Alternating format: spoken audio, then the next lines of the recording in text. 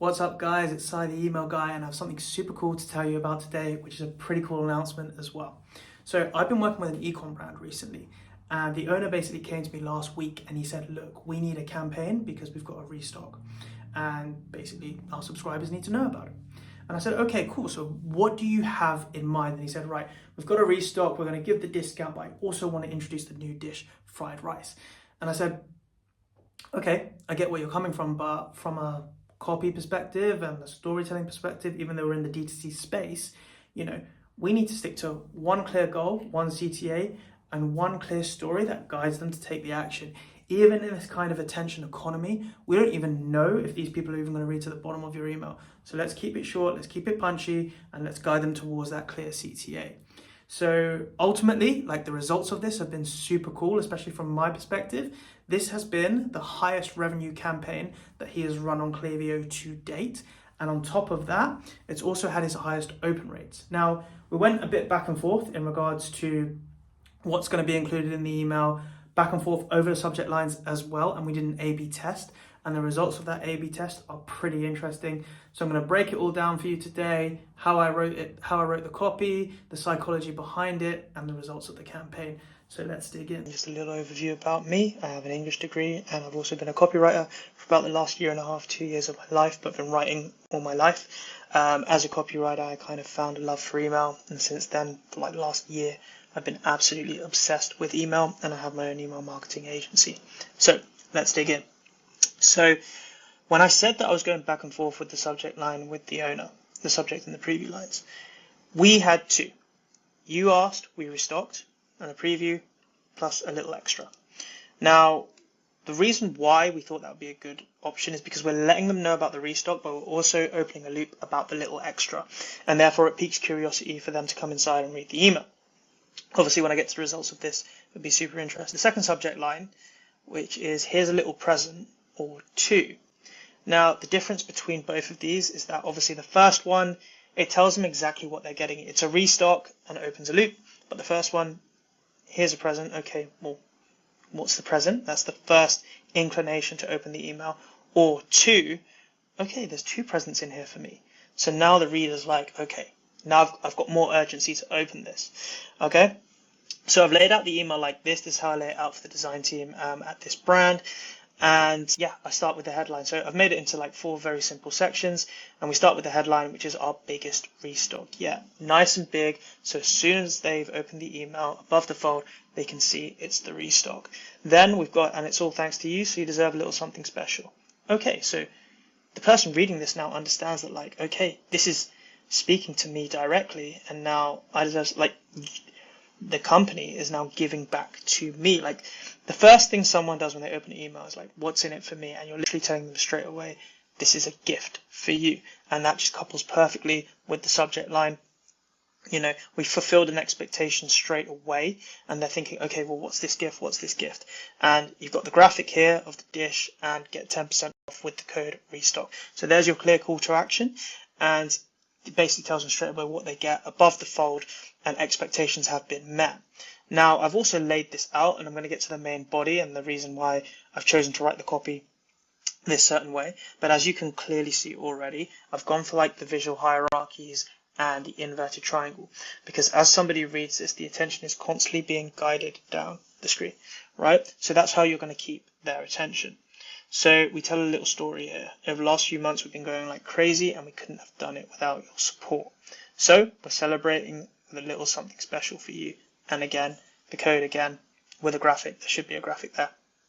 But point being, very similar to the above, we're just giving a little bit of an intro to the story and how we're rewarding them. And then we paint the picture for the future, which is, and this is just the beginning. So we're opening a loop here, and we're creating a little bit of urgency here. The last restock sold out way more quickly than we expected, and we're expecting this one to go even quicker.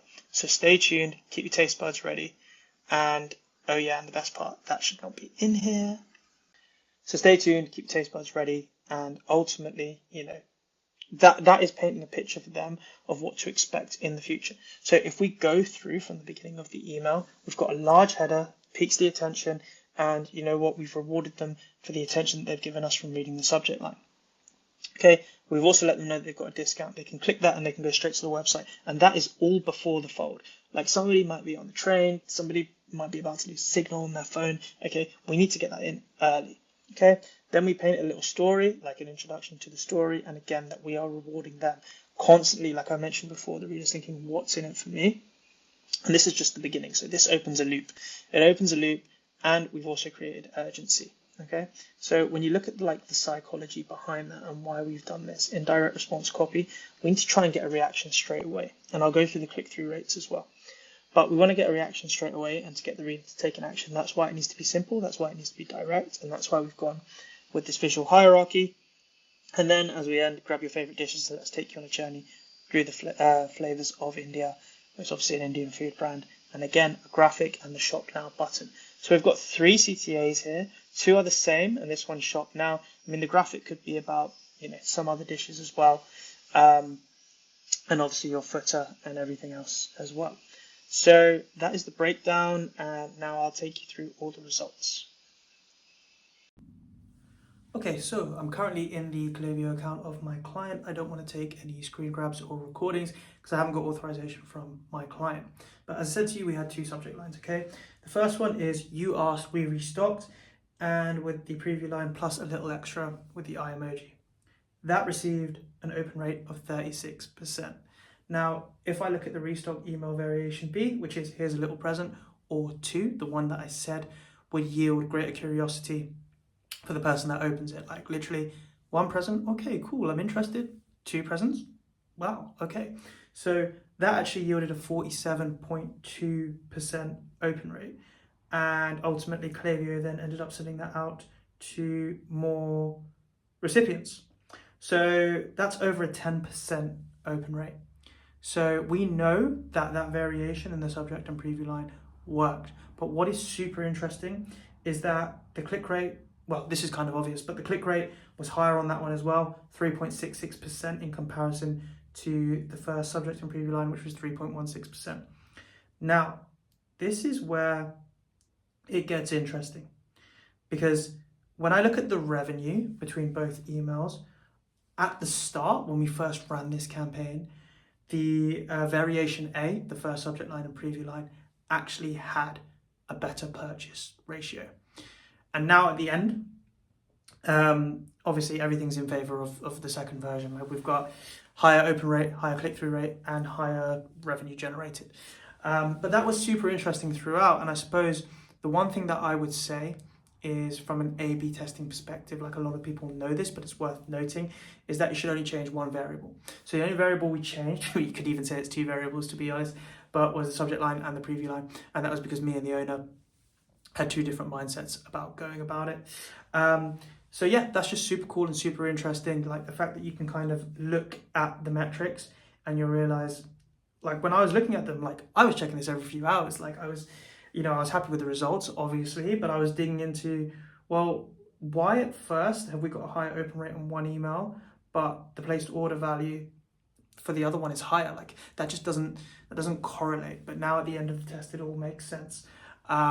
So yeah, I really hope that you enjoyed the breakdown from me. I really enjoyed doing this. There'll be more campaigns that I do in the future and more breakdowns like this. You can also subscribe to my newsletter. The link is in my bio and at the bottom of this video as well, where I'll break down similar things like this, and also kind of, it's a newsletter to provide for breakdowns of e-com brands and what's happening in the e-com space and how you can improve your emails as well. Even if you're not in the e-com space, it can benefit you because some of the principles are evergreen, although there are some slight differences.